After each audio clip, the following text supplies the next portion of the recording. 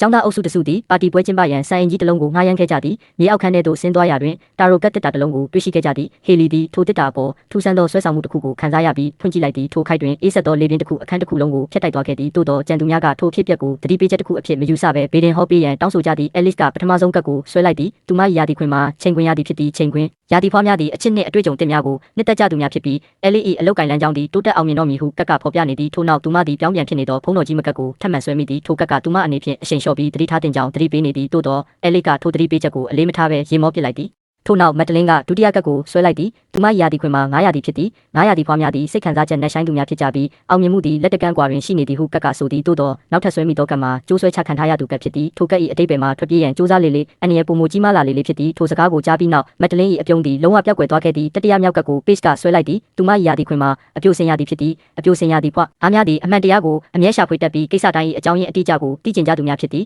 သူမဆွဲမိသောကတ်မှာမော်စရာကတ်ဖြစ်သည်ထိုကတ်သည်လှည့်စားမှုနှင့်မူသားများကိုကိုစားပြုသည်မကြာမီပေးစ်သည်အမှန်တရားနှင့်လက်တွေ့ဘဝကိုခွဲခြားနိုင်စွမ်းပျောက်ဆုံးလာမည်ဖြစ်ပြီးယုံကြည်ရသောလူများကပင်သူမကိုလိမ့်လဲလှည့်ဖျားကြတော့မည်ဖြစ်သည်